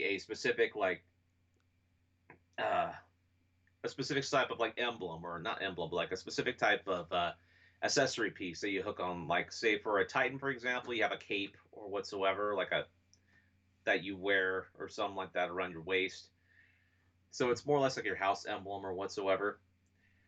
So what people ended up discovering was if you dismantle this thing, you get a couple of resources that you can actually collect. That wasn't prevalent last year during this time because the Guardian games occur like every year for the past couple of years. So what ended up happening was you got four legendary shards, you got a whole bunch of like gunsmith material, and you got a specific number of yeah, a specific number of things in that regards, and all it cost was you getting like a whole like having your glimmer and this and that, spending on buying the resources, all buying those things. So people were mass buying the accessory things from that storefront, dismantling them, harvesting the resources, and going to the whole Cloud City stuff, like the Cloud City stuff, the Dreaming City stuff, in order to encounter Spider. Which Spider, this NPC, you can buy something called Spinal Metal, right? And so basically, what you do is you buy some of that with like your Glimmer, and you can go forth and trade it in order to get like say 10,000 Glimmer, right? By using legendary shards. So you could use one legendary shard to get like about like so much like Glimmer, right? And so people found a way to harvest that to where they go to the Space Grandma, get the things, break down the resources, take it to Spider, use the resources of the legendary shards to get the Spinal Metal, and then exchange that for 10,000 like a Glimmer, right? And so people were doing like this same type of farming step. Oh boy, some people did it up to like about 8 hours because quintessentially what ended up happening was Bungie let this like they were unbeknownst to this for like 8 hours before they eventually patched the game. I was in Destiny 2. I got off of work. I spent 2 hours.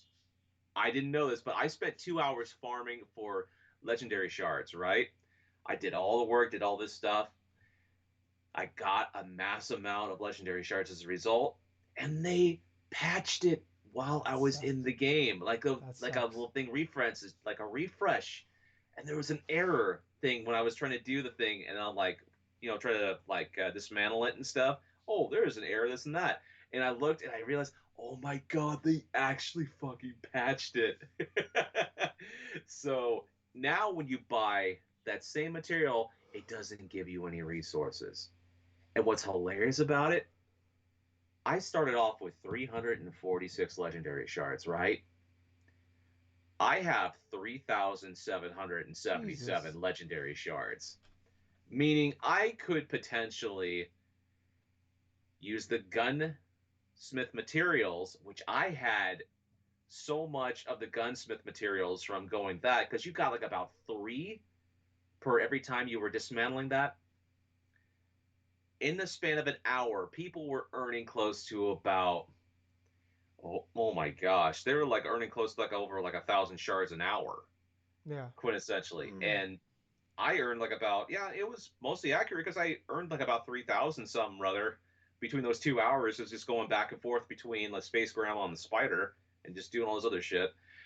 But it was funny because through this transmog stuff, which people are bitching about and stuff, Bungie, unbeknownst, had this fucking glitch in place, didn't realize it, and then we, the players, actually went through and benefited a lot from that, Yeah. which it was kind of hilarious in its own karma way.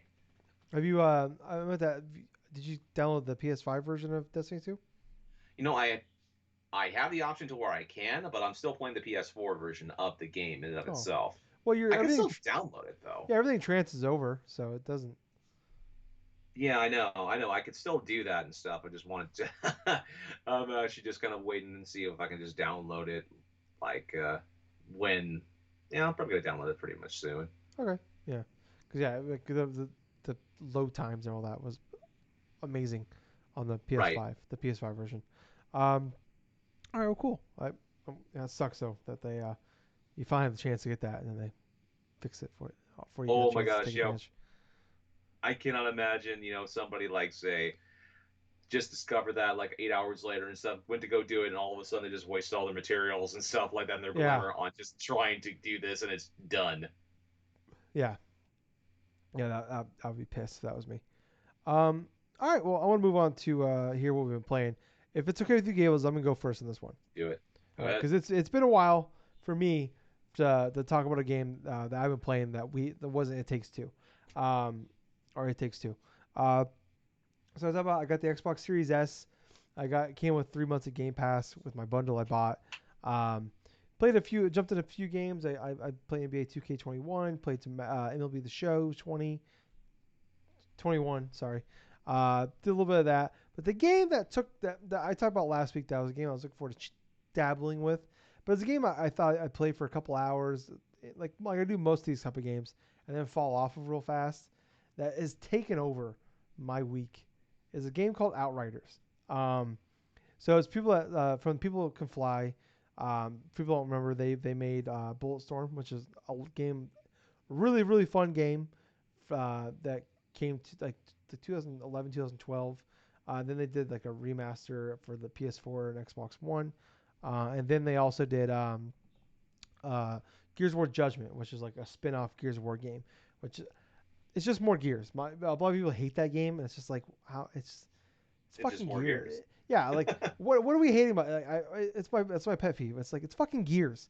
No one takes Gears the story super. It's like much like the Mortal Kombat discussion I had earlier. It's the same thing that ties to Gears. No one gives a fuck about the like. No one takes that shit like it's goddamn Godfather or Part One, Part Two, any of them, even Part Three. It's fucking Gears. You're just there to shoot shit, and that's the fun of the game. And it's got really great combat. And Outriders is basically just Gears combat put into a quasi live service game. And that was my big thing about this game was like I enjoy jumping into the Division 2 and Destiny 2 and I enjoy these I like the game itself. The big turnoff to me is the live service part of the game where like being online all the time, have to be online all the time, can't pause it, all that stuff that bothers me. But also like the issue of like you have a level, then you have loot, and then you have to have a power level or a light level or a skill Mm-hmm. level. You, Mm-hmm. you can't go to this area or you can't do this mission until you get to this level. It's just like I don't want to. It basically it's built to make you grind and do stuff over again, or like Yep. you have to have The better. MMO Yeah, affair. you have to have the loot to you have to like do these missions over and over again to have the chance to possibly get better loot to raise your level so then you're not your level but your skill level, your light level, your power level, whatever you want to call it, to go on to these missions and go on to this area. Looking at you fucking Ubisoft with Assassin's Creed games or Far Cry games. um, and what I love about this game is like not only is the fucking it's just Gears gameplay of just it's a cover based shooter with third person shooter game. But also you have abilities you can use. You can pick 4 different classes. There's like a pyroman. Like a lot of people seems like to use the pyromancers, but there's different ones. Like you can like long distance. There's like the medium range guy. There's 4 of them. There's like 2 that are like medium range. I do the one that's more up close. So it's more about like one of my you unlock abilities as you go. You can have 3 attached to like quick button. You do like L you do both triggers together, RB or LB to do them, but it's more about close range attacks. But anyways, going back to like what I like about the live so it's always online. So it's like that's where I'm getting to like the quasi live service, and it's a looter shooter. But what's great about this is like there's no power like you have like anomaly levels, you have firepower levels, but you like the key to this though is like there's no there's no level tied to like you have to have this level. Your power level needs to be this level to do these missions. Because what's great about this game is you have your level and you have all these gears, all these looting the gear and stuff like that, and leveling up your guy, make him more powerful, or adding mods to his weapons or your fucking pants or shoes or gloves or whatever. The cool thing is like so they have what's called world tiers, and there's 1 through 15, and you have to raise your tier up the same way you would level up your character, like Mm-hmm. earning experience points. But what's great about the world tiers are it's basically it's the difficulty setting essentially. So you start at 1, world tier 1, and like it's like brain dead easy basically. It's basically the tutorial section, and you have to play on that tier. So on tier 1, obviously you have to play on that, and then as you raise up that level, and you can unlock tier 2, and you usually get like a chest kind of thing, like you get random gear or random stuff for filling up that bar. Um, but you can stay on world tier as long as you want, on tier 1 as long as you want, or you can continue to go. So then I can go up to the tier 2, and what tier 2 does, it makes the difficulty of the enemies go up more, but also the better the chance of you getting better gear, more legendary gear, whatever, goes up too, and it goes all the way up. But you can stick to any tier you want to. So like you can if you want to, you can play the whole fucking game on tier one, and it's just gonna be brain dead easy. But you're not gonna get as much. The chances of you getting better gear, better loot, lowers. Um, and so you can play the whole game like that, or like you can like if you want to challenge yourself, you can keep going up. And sometimes there's definitely issues where like I said it at one point to like every time I unlock that tier, just go up to the next tier. Mm. Um, but I got to the point where like my tier was filling up faster than my level, and my gear was leveling up. So I was just getting my ass whooped. So I'm like, all right, I got to bring it down. But like say I've unlocked tier 5, I want to unlock tier 6, but I'm playing on tier 3. I'm not going to be getting that next. You got to be playing on tier 5 to unlock tier 6. So I could play on tier 1 all fucking ding dong day if I want to, but I'm not going to continue unlocking more tiers. You got to play on that tier to unlock the next tier, which is really cool. And that's where it goes into like I love like yeah, it's a quasi live service game, and they talk about it, like it's not a live service game, which like I said, it kind of is. Has walks like a duck, quacks like a duck, all that blah blah blah. But like what's so cool about that is like I could just play through the fucking game without. It's like it's kind of like my thing with like a Marvel's Avengers, where like the best like Marvel's Avengers is like kind of a really good game, but it's fucked up. The live service parts fucks that game. Where like they had a really cool story and a really cool characters and all that in a campaign, but then they kind of fucked themselves when they feel like they built this game and then later on decided to add live service stuff to it and ruined it. And this is like they built this to be a live service game. They're like, whoa, wait, wait a second. Like, let's just make it a regular. Let's just make it like a fun single player game. You could play, you you could play with multiple people. I think you could play three people, maybe four. Could be wrong, but you can just play a single player. And I'm playing it like I said, like yeah, like you always online, which is kind of annoying. But I'm playing this through like a single player game, and I'm having a fucking blast with this game. Like I said, I love the gear style gameplay. That's always going to be a quick way to get to my heart because that's one of my favorite ways to play games is the third person cover-based shooter. But what's really really fucking cool about this gameplay, not only is the powers and the abilities and like I understand the loot system better than I do in other games, but what's really cool is they kind of got this Doom style of like there's no you don't you can't just hide behind a wall for 10 seconds and get all your health back, or there's no health packs. The way to continue like to get health back is you got to be close range combat and kill guys, kind of like in Doom, where you got to do glory kills, or you got to like melee people. Like in this, you don't have to melee people, but you got to be within like a proximity of your enemies as you're shooting them to gain as you're killing them and shooting them and causing damage in close proximity. You're gaining health back.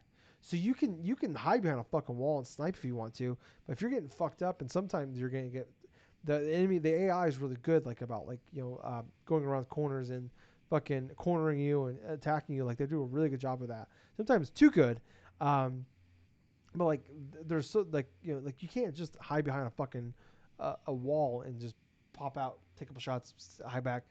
You could like I said, you could do that potentially.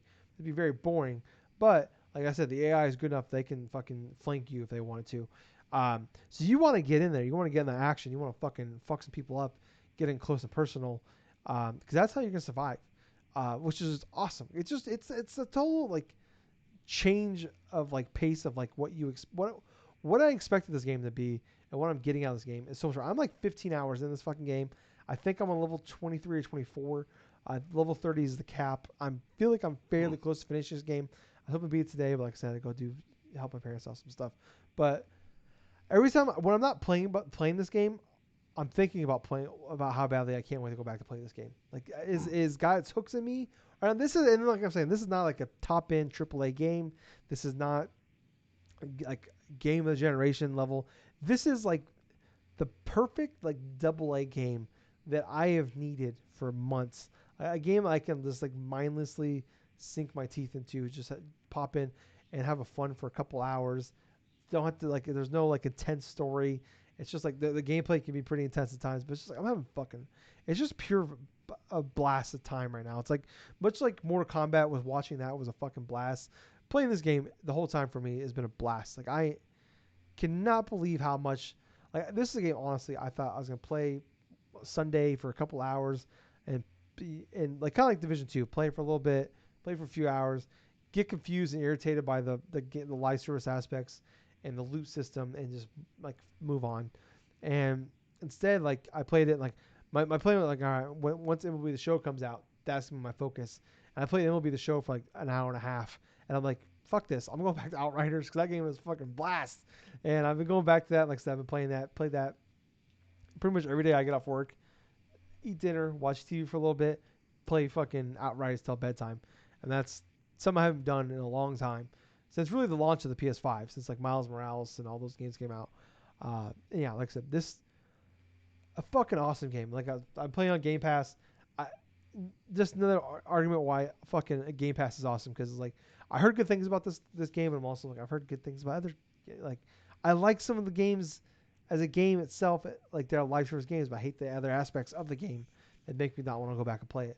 And it's like this one's like I don't think I would have given a chance to, or I wouldn't have jumped in when I am now, if it wasn't for that fact that I had on Game Pass. My plan was like I was gonna play the show, and I really want to jump into the medium, but Outriders taking over my life. Like it's like I'm getting close to the end, but it's like I'm also like I don't know. Like I'm kind of flying through the story. The story is not great. It's kind of dumb. It's whatever. It's a double A fucking story. Um, but like, and some of the side quests are kind of lame, but there's some really cool ones. And I can't wait to when I beat this game, I want to go back and do some of these missions that there are some good. There's definitely some like higher, better um, side missions than others. I'll say that. But Right. yeah, this game's immaculate. I love this game. And like I said, I'm not saying like go out buy it right now for $60. Maybe get it on a sale. But I mean, if you consider yourself for 20, putting 15, 20, 25, 30 hours in this, and this is like what I love about too. This isn't gonna be a game that like I don't think we're gonna be like every month they're gonna have like this new fucking loot system or whatever come back to every new season, or we're gonna put in a fucking a raid. Like I don't see that happening in this game. I think it's gonna be a game was like play with your friends, have a great fucking time, and then move on with your life. Maybe we'll do some DLC later on. And if there is that, I could definitely see myself. This is one of those games where like I'm having so much fun playing this game, and it's so easy to jump back into. Where like I feel like I can see myself a few months from now if it's still in Game Pass and they have some awesome shit. I could jump in. It also has crossplay, which is really cool too. I think. But yeah, that's the only thing I've really been playing this week, Gables. So, but yeah, I mean like check this game out. If you're a guy that likes Gears and you don't like live service games, or maybe you do even, but you just want something else to jump into to kind of fill in that gap as you're waiting for other shit, perfect game. But what about you, Gables? All right. So there are a couple things that I have been playing. One, I have been still playing a little bit of PlayStation Now stuff because I wanted to try out a couple of different games still. I mean, last week I did try out a bit of that Street Fighter game, and I did try out a bit of like Darkstalkers Resurrection, and then like I tried out like Sonic Adventure 2 and then Uncharted and stuff. I know I downloaded a PS4 game from PlayStation Now, the whole like Atari flashback stuff, because I wanted to see how well that was, because that's like a separate download thing. It's not a streaming thing. Yeah, I was fairly confident and stuff. Played it for initial things, and then like just went through and deleted it. But I also played this week a little bit of Frederick 3 on the Switch. Oh, I have to That play this. Okay. that game is like a continuation from the last game, to where the end of the game from that one is like you have this overlord sort of like machine or something like that that steals Frederick's powers and stuff, and then all of a sudden you have to face off against robotic versions of like major composers and try to free them from their brainwash stuff from that machine. And so you're facing off against like the figures like Beethoven or like Mozart or some of all these other composers and stuff. So you're facing off against actual legitimate famous composers and stuff as Frederick, and beating them with their like beating them at their own songs, quintessentially, that they've helped compose. So that aspect of it, I think, is pretty fun. It's still the same.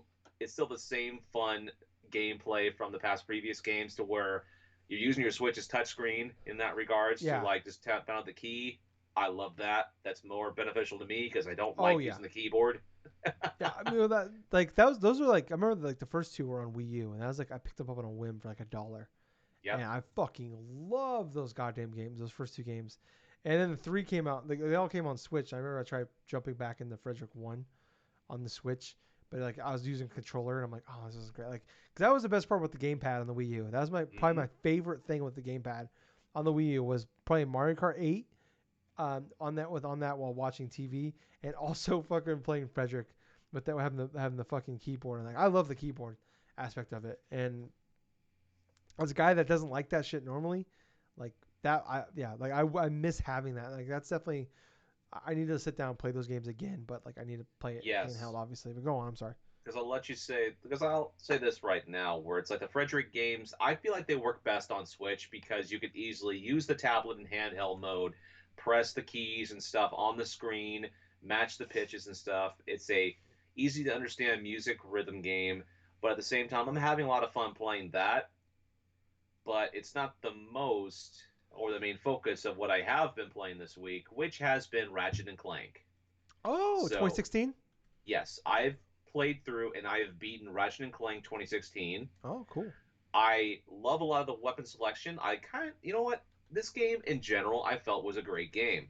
There are definitely great directions they did steer the game into in regard to some bit of like the weapon varieties and stuff like that. I mean, there was some classic stuff that they went through and revised.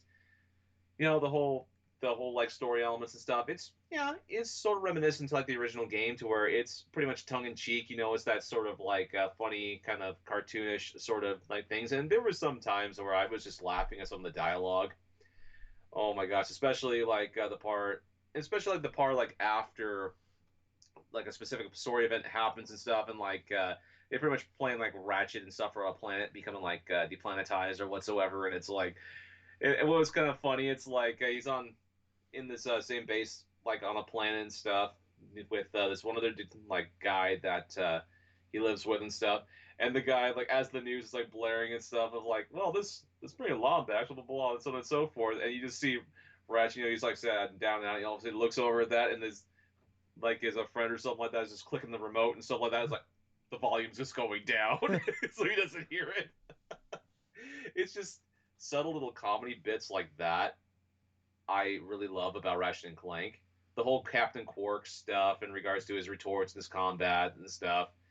The quintessential like classic like jealous good guy or something that pretty much makes a deal with the devil in that regards in order to like take out the guy he's jealous of and stuff, blaming him for like for stuff in that regards. But I did like a lot of the gameplay. I did love a lot of the weapons, like I've stated previously.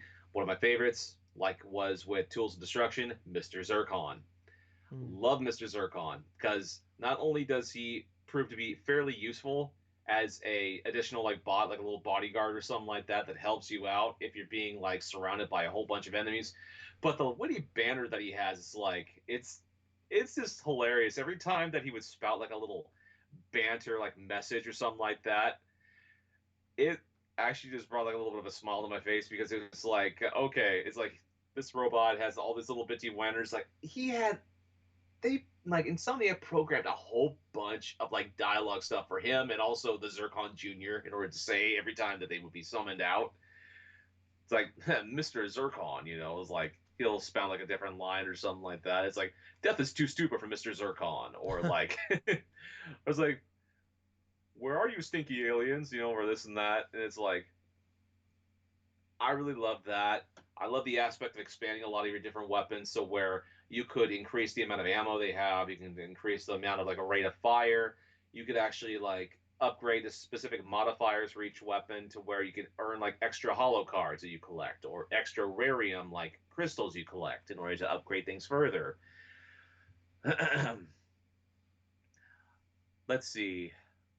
I liked how detailed a lot of the levels were. I believe there was like around I think it was like 7 to 8 different levels.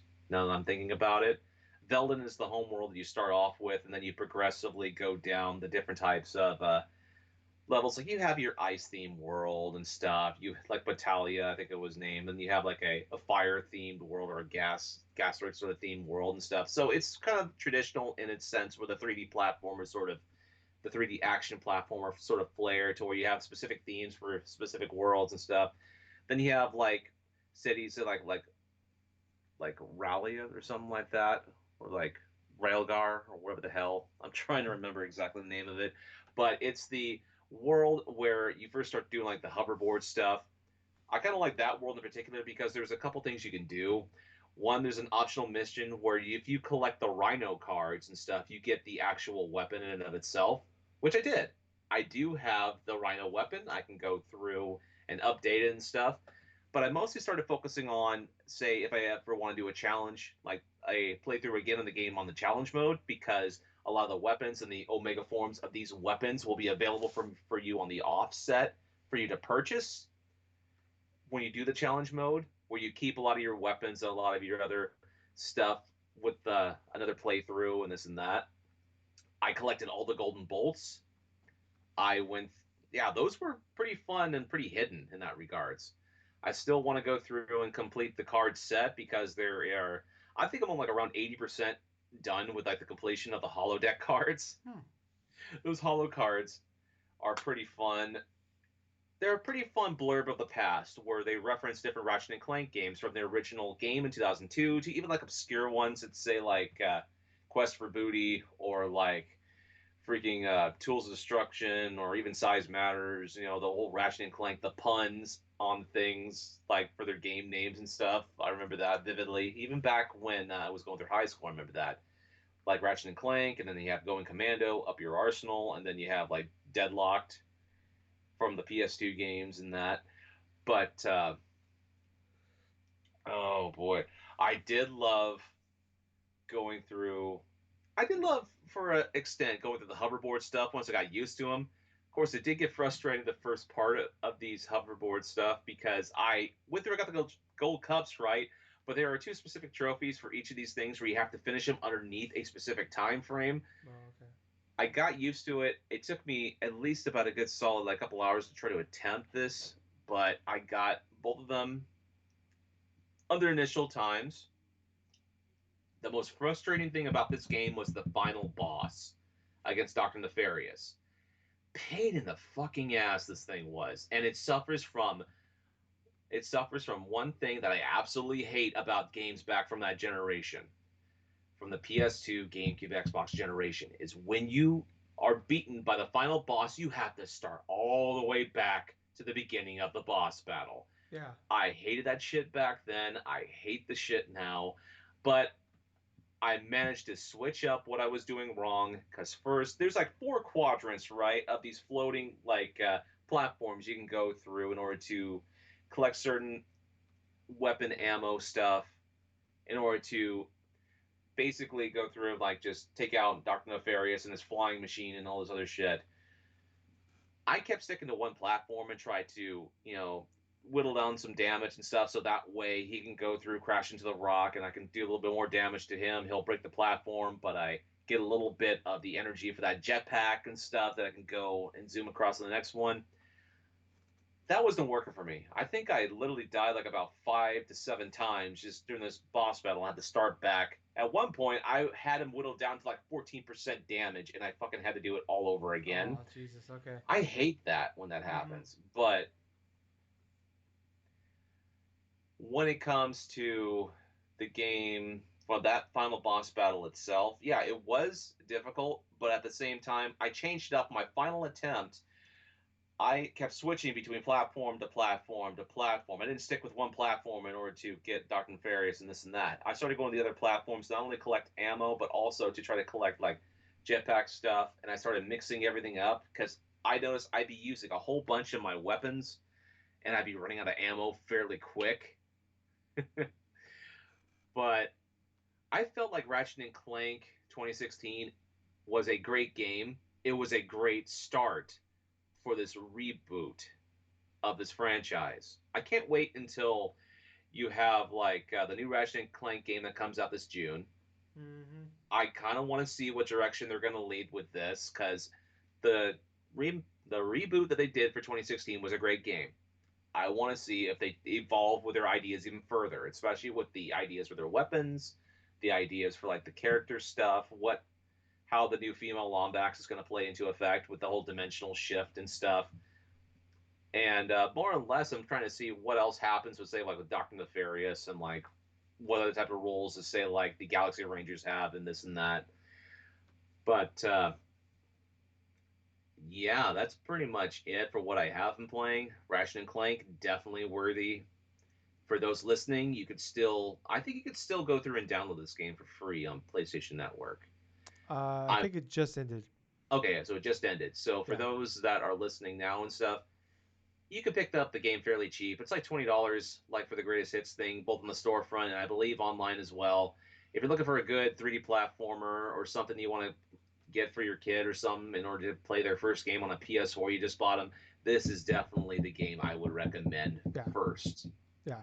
But I mean, also going back to the whole being free download, Horizon, the complete edition, is now free for all PS4 and PS5 owners, and that's the Yep, complete edition. So even if you owned the original Horizon, but you get don't the DLC own for the free. DLC, you get this free on that. So one of the it's the 2017 Game of the Year by me. Yep. So that means by everybody. It's 6 games better than Breath of the Wild, um, by me. So that means by everybody, right, Gables? Right. Yep. Yep. Yep. Yep. Yep. I think right. But yeah. So yeah, I'm just saying, yeah, it's free for like the next month, so fucking check that shit out. Like, you don't even have to have PS Plus to get it for free. If you have a PS4 or PS5, you just download it. Just get a free Or game off the cuff. yeah, and yeah, it's amazing. So yeah, I'm really pumped. We're getting close to next week. Kind of Friday starts like the spur of like awesome Oh games, boy. which we got Pokemon Snap on Friday, and then You got after Returnal and that, Pokemon Snap. yeah, then we got Resident Evil, then Mass Effect, and then we got Ratchet and Clank about 6 weeks out, 7 weeks out. It's gonna be a good stretch of time for us for gaming. Uh, I can't wait. So I gotta finish up Outriders before those games come out. Um, but I think I can do it.